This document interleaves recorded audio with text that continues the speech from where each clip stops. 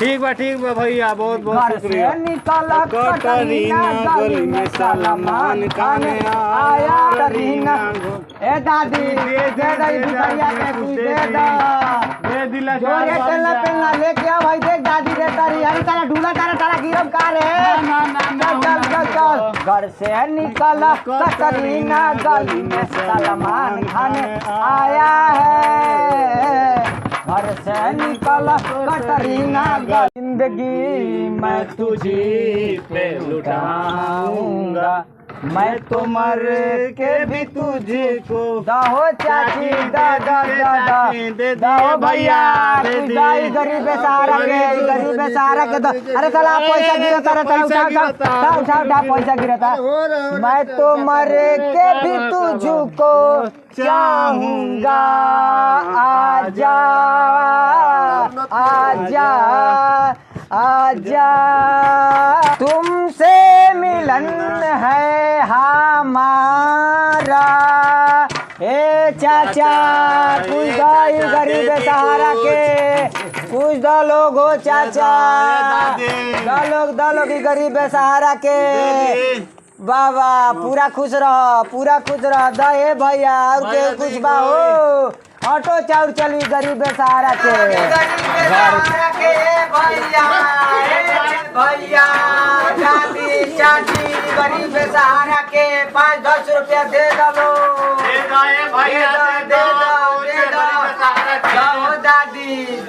दादी दे दो पैसा हमरो भी नहीं के।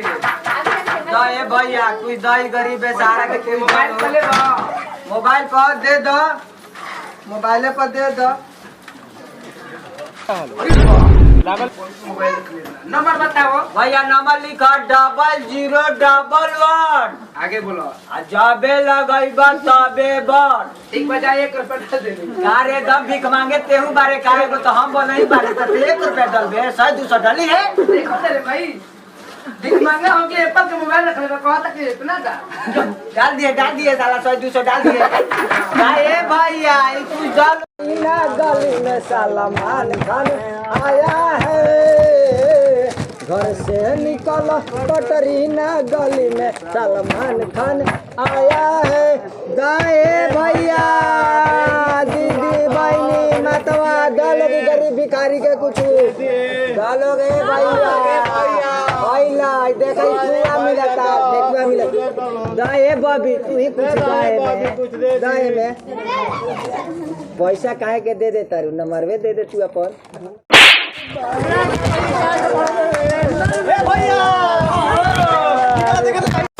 अंगना में गहना पोयो छत छिटाता, दुआरा मोजनुआ पिटाता।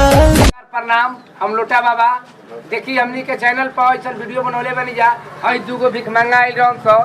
ई भीख मांगते बन सो और साथ में बेटी बहन के इज्जत के भी नंबर मांगता ठीक करता। सही के पकड़ के रखा गइल बा। बउआ चैनल के बारे में बताओ। सिंगई बॉयज कॉमेडी लाइक करी जा, कमेंट शेयर जरूर करम, सब्सक्राइब याद से करम। अच्छा वीडियो लगी तो सबके पास शेयर करिए, सबके जय भोजपुरी, जय भोजपुरी, जय भोजपुरी, जय भोजपुरी, जय